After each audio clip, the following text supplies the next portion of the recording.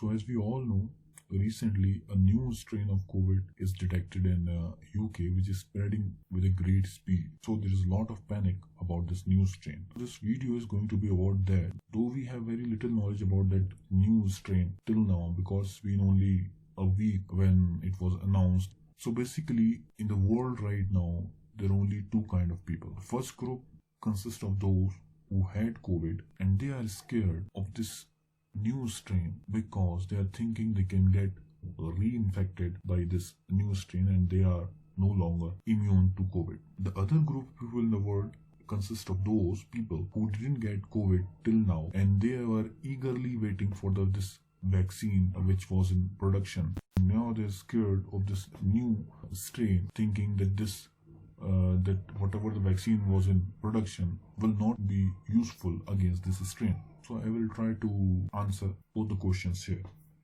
So first of all, the name of this new strain is BUI 2020-12/01. It sounds very technical, but it's nothing. It simply stands for variant under investigation, which was found in 2020 December, and it was the first one that they have detected a new mutation. That's why they have given this name. So here I will not be talking about my understanding of this strain. We'll be talking about the facts, whatever we have till now.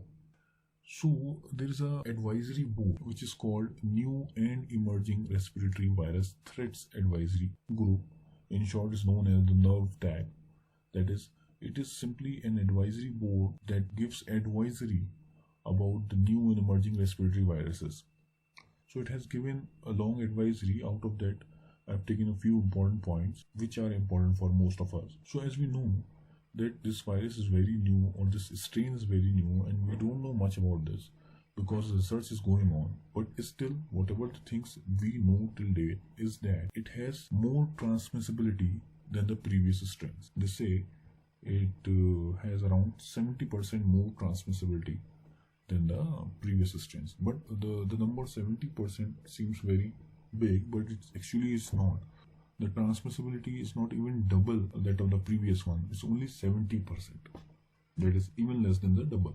So it's not a very bad news.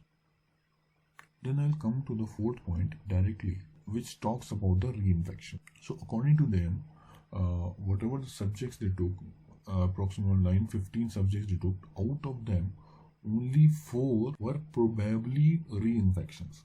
Reinfections means reinfections from a new strain. That means they had infection of COVID from some other strain, then again they developed COVID infection from some other strain, or most likely the new strain.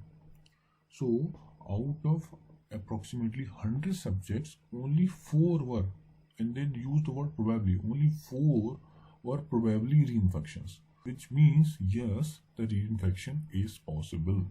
But still, I think it's nothing to get panicked because the number is very small.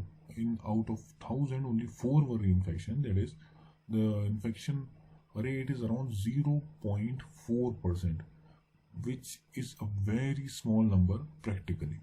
So it's not a very bad thing. Reinfection is possible, but it's very rare.